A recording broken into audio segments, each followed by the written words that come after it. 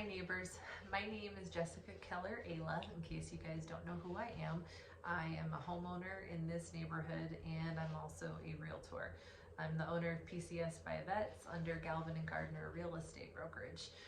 Um, I've had a lot of people in the neighborhood reach out to me regarding what's going on with the rezoning on Goldfield and Grinnell in the open space area. I've listened to a lot of everyone's concerns, including my own concerns as a homeowner, and I've gotten a lot of answers, and I wanted to do this video to share all of these answers with everyone instead of doing tons of text messages and posts on Facebook.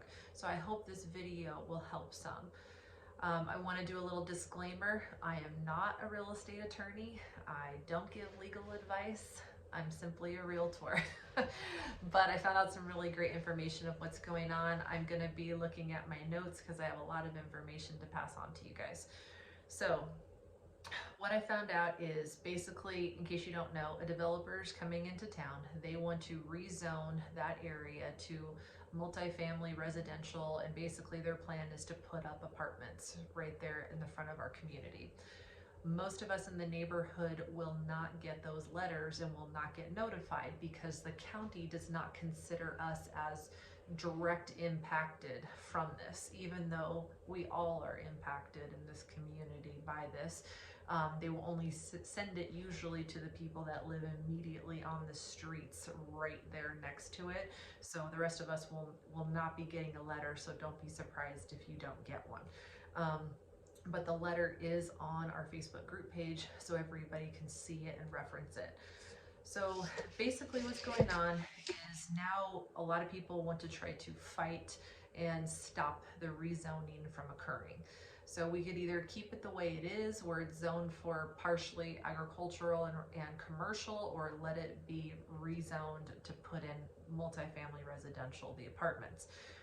If we are going to fight this and try to object to this rezoning, we need to come together as a united front. We really can't do anything just quite yet on the formality side. So we have to wait first for the developer to go ahead and submit his application, which has not been completely done yet. In the letter that we'll be posting on Facebook, there is a link to the county's website to follow this plan, and it's on EDARP, EDARP, but you will not find this yet on there because the plans have not been submitted. So it will eventually be called DHI Water View, and that will be the plan, so you can go on there and check the process of what's going on. So basically, once the builder has went ahead and submitted these plans for the application, is then when we can respond and we can get a copy of that, and we have to basically send a united front letter as to why the builder does not meet the county's approval criteria. So I will also go ahead and post in this video in the comment section what the approval criteria is for the county, and then that way we can actually do a good objection as to why they don't meet these criterias. Just to warn you though, they did say that based on the approval criteria, they don't know really why they would not be able to meet the criteria. So that is something that we will have to work hard on and try to figure out. But what they are recommending as far as us formally objecting and what would be the best thing to do is one of us needs to take point, and I'm happy to do that if you guys are okay with that. I will need help, but I can take point, and we want to formulate a response letter. They really recommend that not everybody in the community, please don't send your own letter. And the reason why is because you could object to things that you should not. And they made it very clear that could, if you object to the wrong things, that could look negatively on us as a community and as a whole.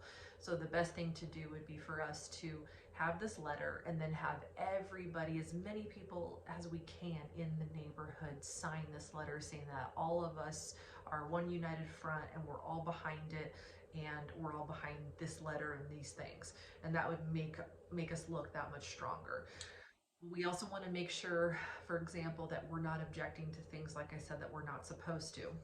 So while some of you for sure have the right to feel however you feel, but we can't say, I don't want low income housing going up there because it's going to bring in crime. I don't want renters to go there because it's going to bring in crime. It's going to bring down the neighborhood. All of these things, it's technically a fair housing law. I mean, that's a big issue. And if you bring up anything regarding fair housing, which looks like we're somehow discriminating against somebody from being able to buy a home or to rent, they will immediately shut you down. Immediately shut you down. They don't care anything that you have to say about that because you are violating the law. So that's where I'm talking about, that we want to make sure that we're presenting correct legal things that will not do detriment to us and make us look bad.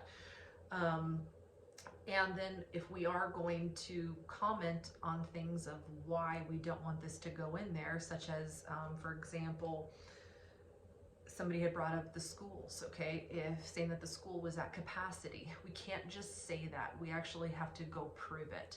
So this is where I said I do need help. I would love to have a group of volunteers, of somebody to actually help me gather the evidence that I need, which will be like somebody then going to District 3. We need to talk to the officials and actually hear it from them directly. Are we at capacity? Because what's going to happen is when we finally get to the hearing, they're going to look at our letter and they're going to address all of our objections in our letter, and the school official is going to be there. And if they say, well, we can handle more kids, then that's going to again make us look bad, and that's not correct. If we say that there's not enough water, but then the security water representative is there and they're like, we have plenty of water, we can totally do this.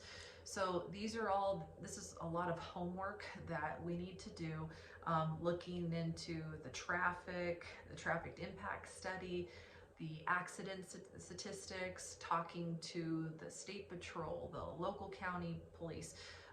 There's a lot of evidence we need, so that way we can actually back up everything that we're saying when it comes time to the hearing. So that would be the best thing of what the county is recommending for us to do. Also, somebody said that they're meeting with the developer. They invited me to be there tomorrow.